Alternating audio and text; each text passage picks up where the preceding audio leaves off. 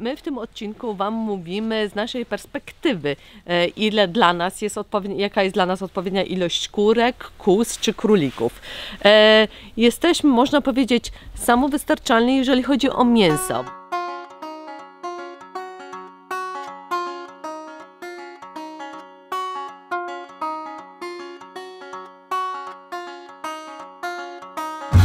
No i po to, żeście tam poszli? No żeby ci opieprzyć ten jaśmin. Bez. Już, sio! I to ma sens, produkując własne, bardzo jakościowe mięsa, własne, jeść tylko tłuszcze i wątroby i tego, czego nie mamy, bo no wiecie, samych wątróbek na cały rok nie jest w stanie człowiek uzbierać z takiej ilości zwierząt. Ajajaj, ale nie, tego to mi nie pędzujcie. Oj, sio. Pewnych rzeczy nie wolno. Mądraliński cholera. Mądralińska cholera. Jeśli chodzi o opłacalność całej hodowli, początkowo jest bardzo ciężko. Jeśli będziecie wchodzić w duże zwierzęta, jest to wyjątkowo mało opłacalne przedsięwzięcie.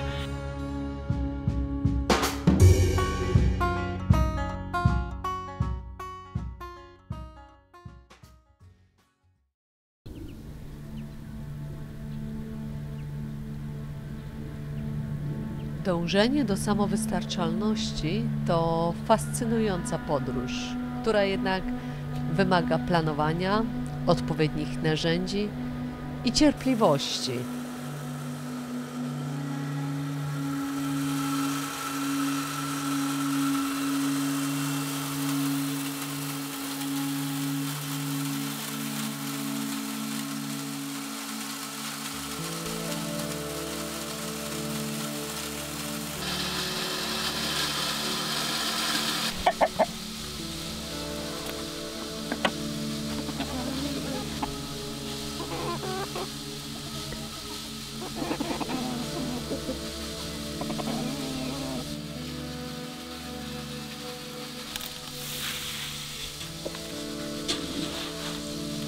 Złodzieje! Złodzieje! Kradną, złodziejki! Samowystarczalność obejmuje wiele aspektów. My skupiliśmy się na zwierzętach. Oczywiście jest jeszcze sad, ogród warzywny i wiele innych. Natomiast my naszą podróż zaczęliśmy od kur.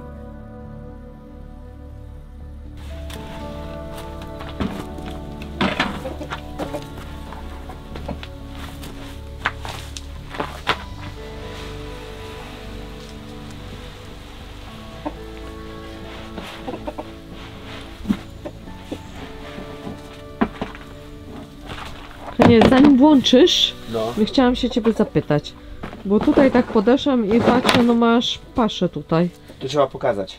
No dobrze, no a co to jest? To jest dla kurczaków, mówiliśmy chyba w jakimś poprzednim odcinku, że kurczaki jedynka dla pisklaków.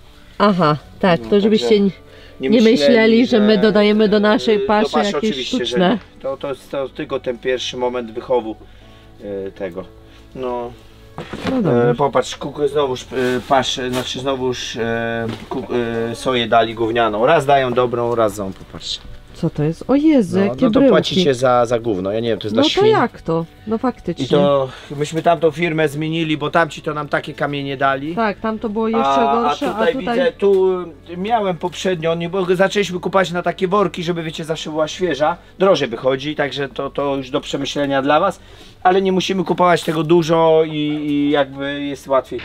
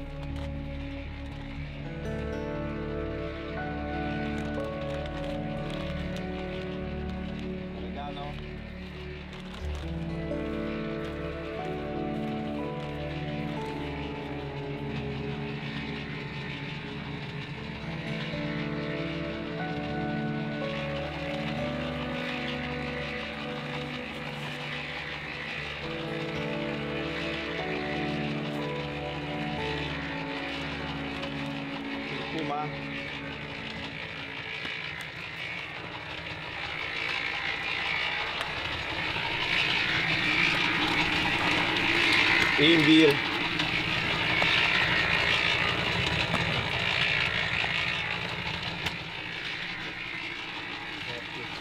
Teraz soja. Soja 7 kg.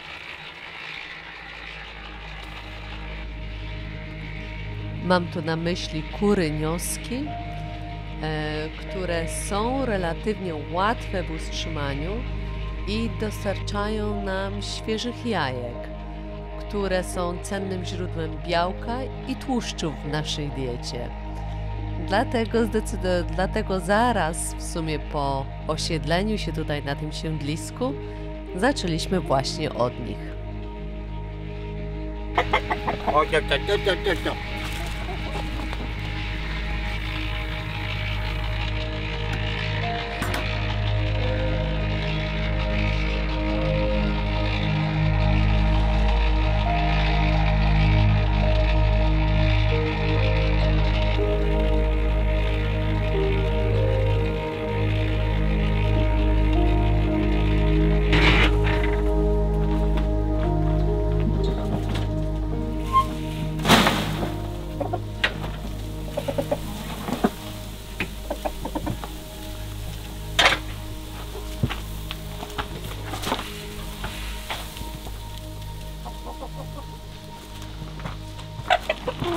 Ty, mądraliński! Mądraliński cholera! Mądralińska cholera! Ty mądry, widziałeś? No widziałam, no.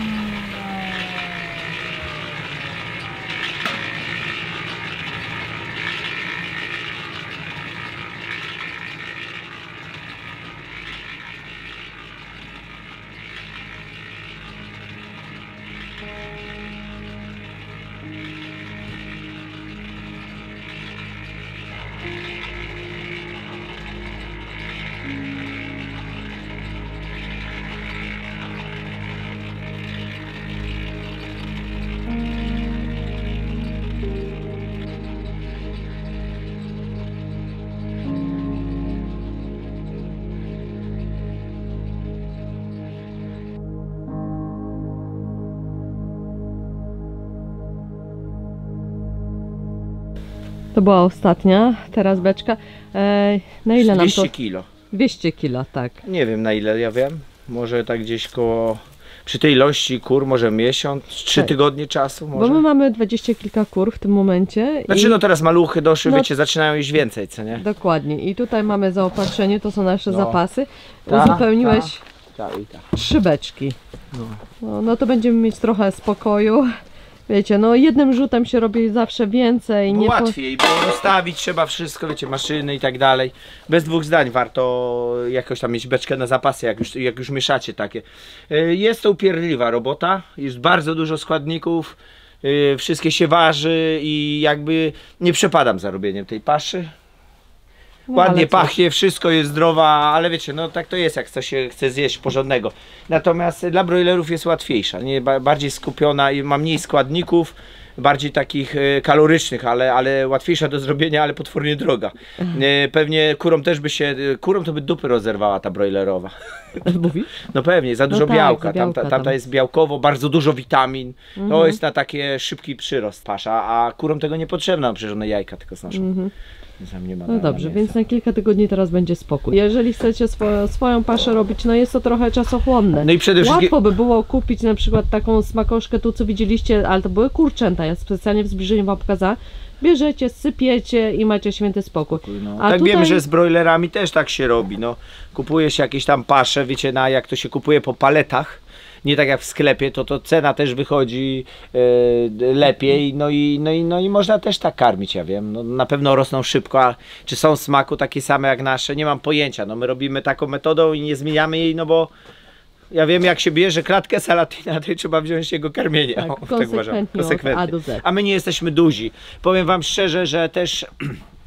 Jakby farma była większa, jakbyśmy tych klatek mieli 10 albo 20 albo 30, nie wiem, wiecie, dużo, to byśmy nie dali rady. To jest mieszanie, to by musiała stać osoba i tylko mieszać paszę. One tak dużo jedzą, że mi 50 kilo schodzi dziennie paszy na 2 klatki. To jest taki przemysł, a pamiętajcie, że trzeba to zamówić, przenieść do takich beczułek. To już musiało być inne rozwiązania, jakieś silosy, że ktoś tam se podsypuje, jakaś mieszalnia może pasz na takiej wielkiej ilości, żeby robić jego stylem paszę, to no nie wiem, no może 3 klatki myślę, że damy radę, ale więcej no to już... Dlatego my zrezygnowaliśmy z takiej dużej ilości kurek, bo jeżeli mieliśmy za duży nadmiar, no to do Jeleniej Góry, żeby je zawieźć rodzicom i rodzinie, no to trochę mijało się z sensem, bo i na paliwo wydane pieniądze i czas a nie było znowuż tak dużo, żeby koszty paliwa i dokładnie. czasu... Jeżeli byście chcieli zarabiać na jajkach, to Więcej byście kur. musieli naprawdę mieć dużo kur, no i w tym momencie też wchodzi pasza. Jaką? Czy będziecie się tak męczyć jak my z mieszaniem jej, z dźwiganiem, czy pójdziecie na łatwiznę i w tym momencie granulat? Albo jeszcze większą łatwiznę i samowiec na przykład, no czy samą i sam pszenicę, owiec. No i widzicie, my stwierdziliśmy, że nam się to po prostu nie kalkulowało. I dlatego z tej ilości, jaką teraz mamy, jesteśmy zadowoleni. No może 2-3 kurki przydało. Nie, 10 kur mogło być 10 więcej. kurek uczciwie mogłoby być troszeczkę więcej. No ale idą maluchy. Ale już idą, więc no myślę, że za jakiś czas znowuż Klaudia będzie mogła robić serniki, bo Marcin mi już to od jakiegoś czasu zabrania, mówi, do czego ty te jajka używasz, ja chcę sernik. No, już chamsko przyszła jakaś tam dobra nasza, dajcie trochę jajeczek, nie i koniec. Od nas jajek, a Marcin się postawił, tupnął nogę i powiedział, że nie. No wiecie, to jest ciężka praca i jakby to jest, ja najpierw uważam, że to musimy my być dobrze odżywieni, żeby się dzielić, w ten sposób. No wiadomo, no, jeśli szczególnie, że jakby, wiecie, zależy na co stawiacie gospodarstwo. My nie postawiliśmy na gospodarstwo, żeby po to, żeby sprzedawać, my postawiliśmy gospodarstwo po to, żeby nam się tanio żyło. Wiecie, my mamy trochę jajek, tyle potrzebujemy, mamy tyle baranków, ile potrzebujemy, mamy mleka, tyle potrzebujemy. To nie są przecież z 2 kóz, które były teraz zakocone, ile można mieć mleka? No myśmy mieli tak rekordowo 3 litry, a generalnie po 1,5. Ale weź pod uwagę, jaką rasę mamy. I właśnie, no właśnie dlatego braliśmy wszystko mniejsze, mniej wymagające w jedzeniu, a dające w jakimś tam spokojnym tempie swoje plony. No dorpery oczywiście to są mięsne, wysoko mięsne, ale znowuż my karmimy tylko je trawą, więc one nie rosną tak jak powinny rosnąć. Dorper generalnie powinien dostać jakiegoś owsa, wiecie, takiego zboża i wtedy on znacznie szybciej rośnie, no ale kochani, my wybieramy są dwie szkoły. Jedni mówią właśnie, żeby dawać owiec, inni tak, że tylko na samym sianie i trawie. Bo wiecie, ten dorper jest tak jak ten broiler, on jest typowo na mięso i jakby argument ja bardzo dobrze rozumiem, że mówią nam, że słuchajcie, one na trawie wam nie urosną. Po prostu będą, wiecie, takie średnie cały czas, no nie dostaną tego przyrostu, no ale chcemy tak spróbować, może kiedyś spróbujemy jednego jakiegoś sobie zaznaczymy, gdzie będziemy go z boków dawać mu owiec, poważymy to wszystko i zobaczymy, jaka jest różnica. Dlaczego trawa tylko? No bo trawa jest czysta, kompletnie czysta, my kompletnie mamy 100% wpływ i jest darmowa. Dawanie zwierzakowi jedzenia, owszem, zwiększa jego masę, ale zmniejsza jego, znaczy jego profit, jego zysk z niego się zmniejsza. Czyli ja nie mówię zysk typu, że nie musimy pieniędzy wydać, taki zysk, co nie? No bo to wszystko jest jakby zysk farmy polega na i zarabianiu, i nie traceniu. Tak, Więc tak. wykorzystywaniu zasobów, które macie, czyli trawy darmowej. No optymalizacja. Optymalizacja. I my po prostu, my się uczymy, my jesteśmy, wiecie, szukamy swojej ścieżki, nie? Mamy już jakieś pewne wytarte szlaki i nimi podążamy, ale na pewno będziemy gdzieś tam w pewnym momencie wszystko ważyć, nie? Tak, ale baranina jest, powiem wam, i też weźcie ale kozina lepsza.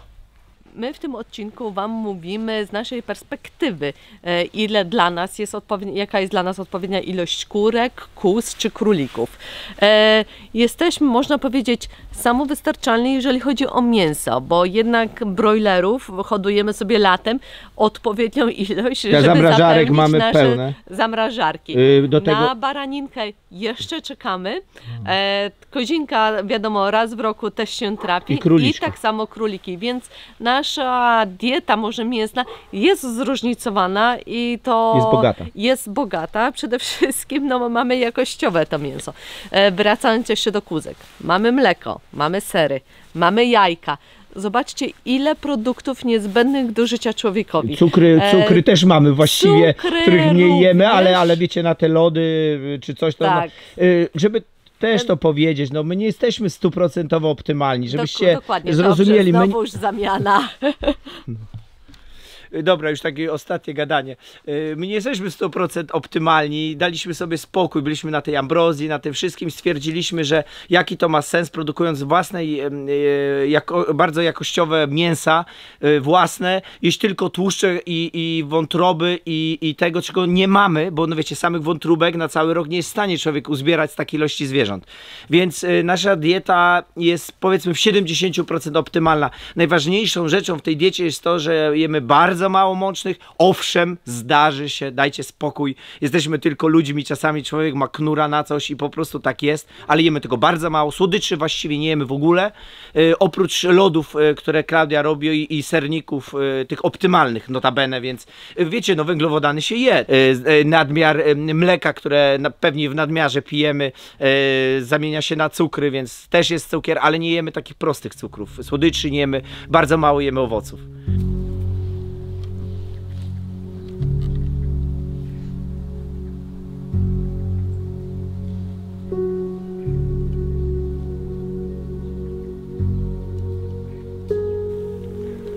Spójrzcie, kto jest w oddali. My sobie w domciu tutaj siedzimy, Klaudia kawusie pije, rozmawiamy z Marcinem i ustalamy plan dnia, a tu niespodzianka.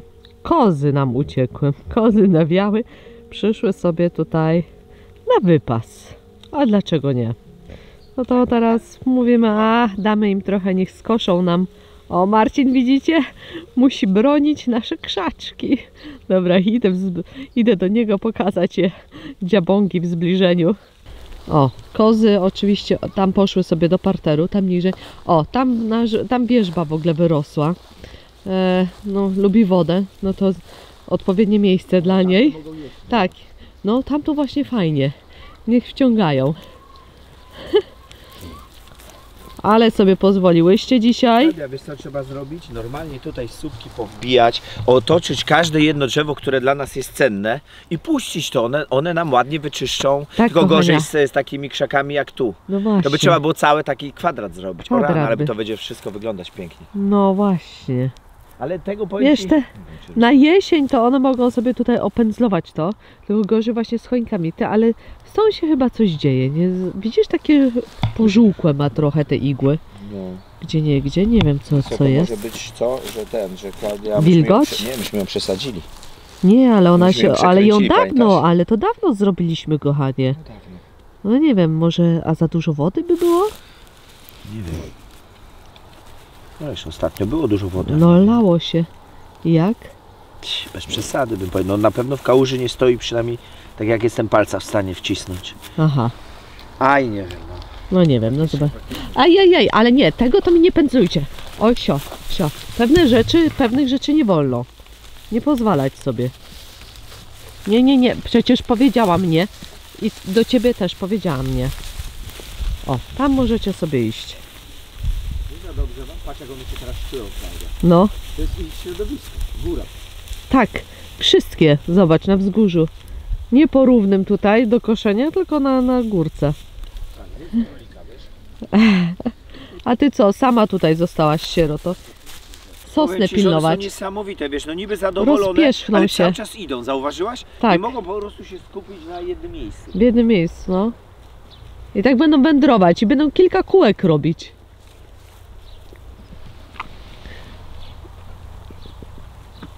Na pewno wiemy już z doświadczenia, że jak są nabąkane tak ostro, to mniej szkód robią. Już mają dość. No tam przeszły, wiesz, sosny nie zaatakowały. To dobrze, to akurat dobrze. Ale tam już dalej nic nie ma. No ale poczekaj, już wraca Bella. O, już O, widzi. o, Bella już idzie. Bella. Bella, Bella. Bella, Bella, Bella, Bella. Ale zobaczyłeś jak tatarak nam się tutaj rozrasta, kochanie? No, Jak kaczki faktycznie. zostały wyeksmitowane? Pamiętasz te malutkie, co tu były? To Pamiętam. już następne są rzędy. Ja myślę, że się chyba podwoiło, wiesz? No. To gdyby Szkoda, nie że ta tak późno. eksterminacja, to Klaudia by była tutaj całkiem fajny taki kość. Eksterminacja. O masz, no i drzewa. Ale dobra, brzuski to sobie poradzą, to one są duże, to one odrosną. Do trawy ma, idzie za nimi drzewo wciąga. No. Tak jest, pisze. Makaron. O. W swoim żywiole. Zniszczy tacie wszystkie drzewa, pewnie. Mama też lubi jak są zniszczone. Lubimy wasze zniszczenia. Tak, super. A my teraz, no niedługo musicie być tuściutkie, bo niedługo idziecie na seks party. Seksrandkę. Seks randkę. Klaudia powoli zasusza kozy. Zasusza, co mam na myśli. Zdajam je, ale troszeczkę mniej. Już nie podbijam i no tak miarkuję, chociaż patrzę, że dzisiaj Bella no troszeczkę chyba więcej ją powinnam poddoić, to może wieczorem jeszcze pójdę, zobaczę. No bo chcemy, żeby już no niedługo dziewczyny takie macie. Słuchajcie, ile można czekać na seks? Tak, a one jadą do znajomego. Też nie chcemy im kłopotu sprawiać, żeby je doili, no bo to... Nie, no wiadomo. No. No, nie chcemy im utrudniać życia, bo nie dość, że nam pomagają, to jeszcze mieliby doić, no. To jest jakieś miesiąc, dwa, co nie myślimy, żeby... Tak. A w tym czasie planujemy baranka tutaj znowuż... Tak, już mamy chytry plan, że dziewczyny pojadą do Śmierdziela. Nie, on nie śmierdzący Nie, jest. a on nie, on jest śmierdziel. Wiecie, mówię, jest... to ze złośliwości generalnie na capy. A przecież... Powiedzieliśmy, ale wiadomo, Tak. ten akurat nie śmierdzi. Ten No. nie, a do dziewczyn do nas znowuż przyjedzie Amant, przyjedzie Baranek. Ten sam, który pokrył w zeszłym roku nasze owieczki. Oczywiście postaramy, znaczy na pewno odseparujemy tą młodą owieczkę, którą mamy, ale ona jest jeszcze niedojrzała, więc też nic by się nie stało, ale będziemy mieć to na uwadze. I właśnie on przyjedzie do nas na seksparty. Tak jest. Także będzie się działo. Będzie się działo. Może jeszcze jakiegoś królika przy okazji. Nie, już królików nie mamy, już zakocone, znaczy już się porodziły i już więcej nie chcemy mieć. Tak. Nie, z królików Na zimę to nie. Będziemy schodzić. Pogoda widzicie, mniej więcej taka ładna jak my zdrowi. No tak, no trochę po tym ostatnim filmie, co na łyżce żeśmy instalowali, deski przykręcali, no to tak biało, widzieliście fryzura, włosy mi latały w prawo i lewo, no trochę nas przewiało. Więc Klaudia co? Musi zrobić remedium nasze zimowe, a może zrobię o tym odcinek, a może podzielę się z Wami pewną recepturką. Czekaj, ale zobacz jaka odważna.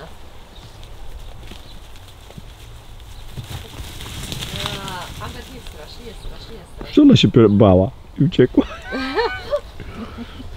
Pies o króliczym sercu. Kill. Amber, kill. Dobrze. Amber, dobrze. Kill, dobrze. Chodź. Kill. Amber, syt. Dobrze. Nie, boją się jej, No wiesz, boją, nie no znają pewnie. i dlatego. Ona ma jeszcze takie nagłe zrywy, wiesz? No, jak to każde dziecko z ADHD. O, i teraz do lasu. Czy wy wszędzie musicie chodzić? No i po to, żeście tam poszli. No żeby ci opieprzyć ten jaśmin. Bez. Bez. Już, sio!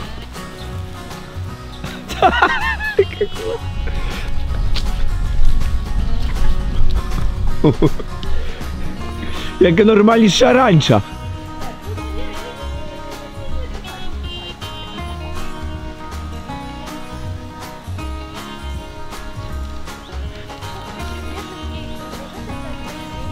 Trzeba iść po kiki i je zagonić z powrotem.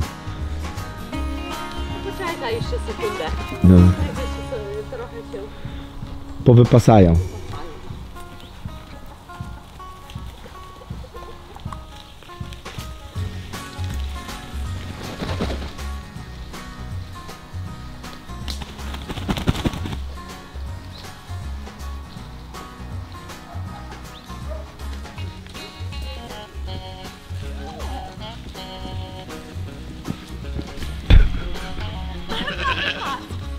Wychodź stąd, Markuś, wyjdź.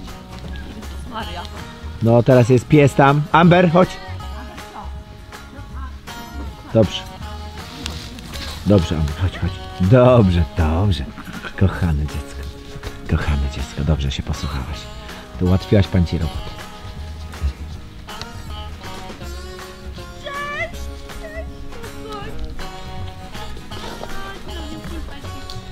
Kochanie. Amber, staj! Nie wolno. Nie, nie, ale wiesz, nie tego.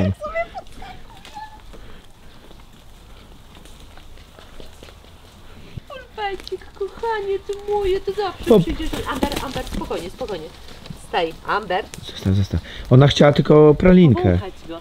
Pralinkę chciała na świeżo. To, ale ten to pulpet to odważny jest. Tak, pulpet jest odważny. Chodź, pulpecik, chodź. Idzie, idzie. Amber, syt. Syt. Dobrze. Myślałam, że przyjdzie do mnie, ale nie. Pulpet.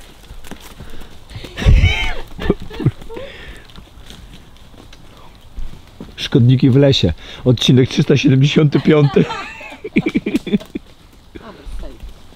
No, powiem wam, że Dobermany, przynajmniej nasza, jest bardzo aktywna i na zasadzie ciężko ze skupieniem, ją bardzo ciężko było czegoś uczyć. Ona jest dobrze wyuczona, ale sporo nam to czasu zajęło, bo to po prostu zawsze wie lepiej, zawsze chce 2 kroki być z przodu. Tak, tak, tak. No ja rękę zabiorę i tak- patrzcie, co się dzieje. No, typowe dziecko z ADHD. O, już. No.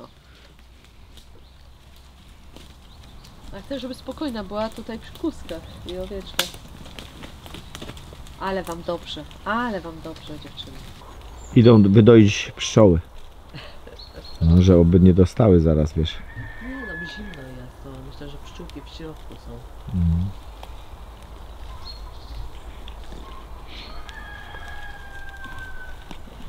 A się na bombacie dziś. Ale się nam siano mają. One nie wiedzą, co jest grane. Popatrz, nawet siano. Raj. Raj.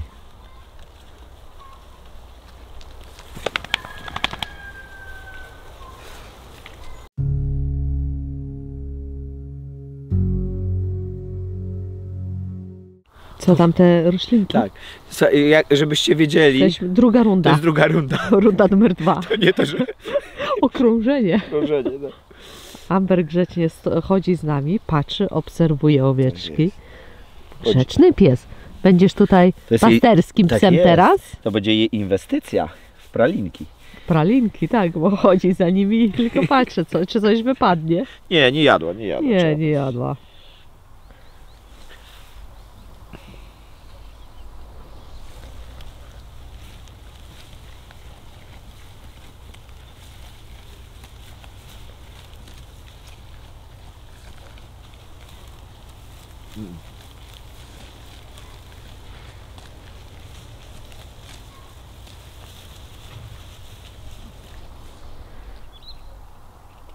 Wszystko zrobi, żeby uwagę spełnić. Tak, właśnie patrzę na nią. O Jezu, jeszcze bardziej się przytul do pancia. Nie, teraz do mnie idzie. Tak? A jak?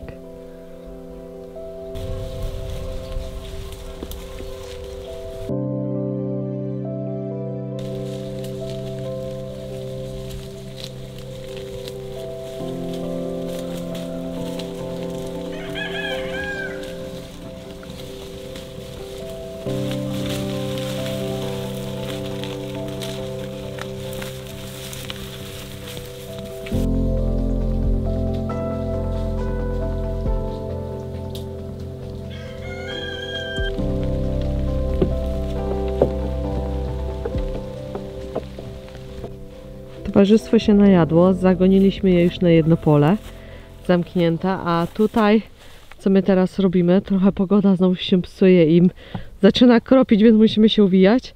Daliśmy tutaj koło stawu, jak zresztą widzicie, robimy im wybieg również na ten wał, żeby nam to skoszą, po co ma to się zmarnować na zimę.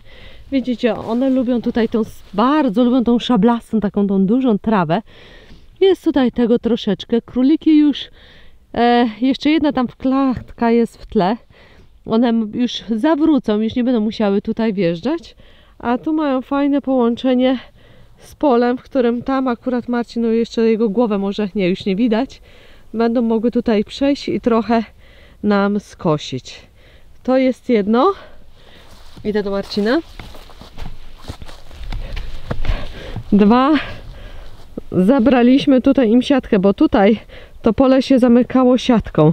Ale tak jak żeście widzieli, uciekły, dały dyla, bo siatka miała przebicia, bo tutaj już ta trawa tutaj z tego wału powrastała. Była takie, no po prostu uziemiona była całkowicie i nic nie kopało, prąd nic nie dawał w siatkę. To chcemy właściwie powiedzieć, bo to jest takie doświadczenie. Siatka jest wygodna w rozstawianiu, wiecie, macie gotowy płot w sekundę, natomiast to nie jest dobre zabezpieczenie dla owiec i kóz. Mogą się wplątać, jak będzie jeszcze, nie daj dobrze, jak się wplączą, będzie prąd, to je, wiecie, no nie wiem, no ale mogą psychicznie uszkodzić.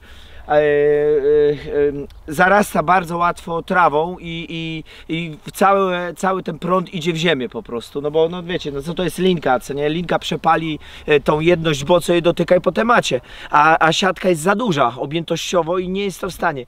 Siatki tak dla kur, dlatego oczywiście one też zarastają i też jest problem i bla bla bla, natomiast tu chodzi bardziej o już powstrzymanie nie tyle kur od wychodzenia, co lisów do wchodzenia, co nie? Także tutaj nie macie wyboru, ale my widzimy, z siatką mieliśmy dużo problemów. Owca nieraz na niej wisiała, zaplątana, szczególnie jak były małe, młode. Teraz próbują przeskakiwać, zaplątują się, siatka nie. A poza tym siatka jest bardzo, bardzo droga. Siatka kosztuje, nie wiem, 600, 700, 800 zł, taka dla kur. Nie wiem, nie patrzyłem, dlatego mówię gdzieś tak w tych granicach. A taka linka, kilometr tej linki kosztuje 170 zł. Kilometr. A tutaj nie wiem, czy pójdzie 500 metrów. Tak, no dlatego teraz właśnie kończymy im tutaj montowanie linki, żeby no... I tam będzie drugie pastwisko. Tam robimy, na razie tak. Nam słupków 40 kupiliśmy, ale to też za mało. No niestety powiem wam, że też tak z Klaudią kiedyś liczyliśmy, jeśli chodzi o opłacalność całej hodowli. Początkowo jest bardzo ciężko. Jeśli będziecie wchodzić w duże zwierzęta, jest to wyjątkowo mało opłacalne przedsięwzięcie pod względem finansowym. Co innego, że jecie bardzo dobrze, ale pamiętajcie, nie możecie tego sprzedać, jeśli nie macie sprzedaży bezpośredniej i nie robicie uboju w rzeźniach. My robimy ubój na gospodarstwie, my tego nie sprzedajemy. To jest wszystko dla nas i rodziny. Mamy za mało papier, mamy, zresztą to nawet jest oczywiste. Mamy papier, ubojowy, mamy papier, żeby to było jasne, czy musicie całą procedurę przejść.